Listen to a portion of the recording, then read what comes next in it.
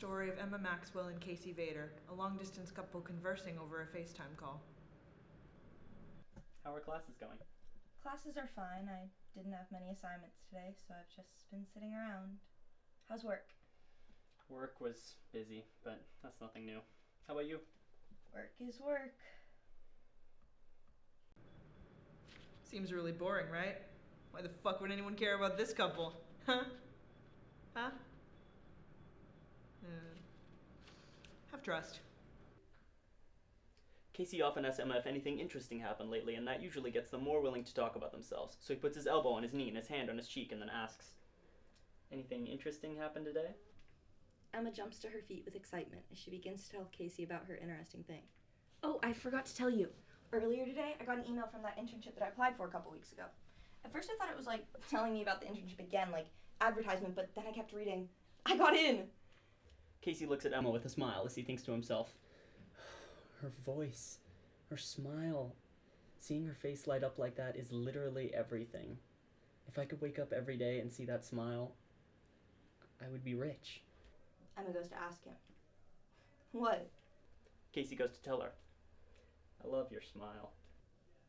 Emma giggles in a stop, you're too sweet kind of way, and slightly turns her phone to the side so Casey doesn't see the expression. Casey smiles, even though he can't see her. It's adorable when she does this. But Emma stopped smiling and thought, my smile? My smile is not great. I show too much teeth, my face stretches weird. Casey could not possibly like my smile. Emma pauses for a brief few moments.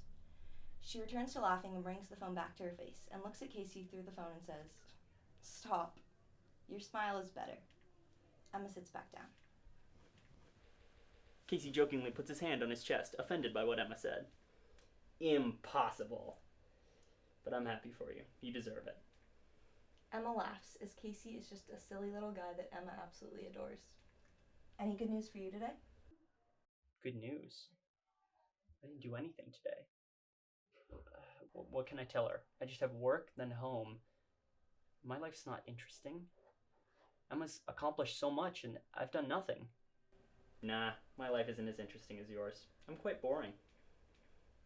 Emma gets comfortable in their beanbag chair. You're not boring. It's okay not to have cool things happen every day. Casey doesn't answer, in shame. He fixes his shirt. He picks back up the phone as Emma just smiles at him. Hey, I think you're pretty cool. Not gonna lie. Casey leans his head back and returns it at a low angle at the phone in reaction to Emma's comment. I love her. I love you, Emma. I love you? He actually loves me, or is he just saying words and not actually meaning them? I don't want to say those words and he immediately takes them back. Maybe I should just say it back and not think so deeply about it, but how can I not? I mean, it's crazy to not have these feelings. Ugh, these feelings, they are too real to me, and I don't think I could lie about how I feel. It's impossible. I love him. I love you too. Wait, she said it back? And it sounded genuine? I've never heard I love you sound this genuine before. Oh, I really hope she's being real, because I want it to be real. It has to be real. It would actually destroy me if this was all for fun. Emma's amazing, and I've loved her ever since I met her. Did I mess up? Should I have not said I love you? Maybe I fucked up and Emma just feels sorry for me, so they said it back so that my feelings wouldn't get hurt. I really hope that isn't the case. I don't want it to be the case. I miss you. God, I miss her too. I miss you too. I'll see you really soon though, I promise. It has been way too long since I saw him, and I don't see him for another 3 months. I know I'll see him soon, but I know. I just miss you. Me too.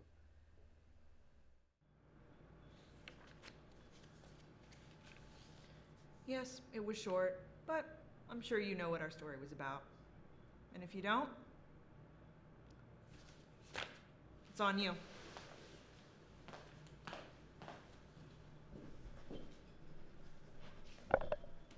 Cut. Speedy. Sound. Speedy. Sleep. Okay, America. Yeah? Couple questions. How do you handle long distance and any advice for others? It's a really good question. I personally suggest handling long distance relationships one step at a time. What inspired you to write this film?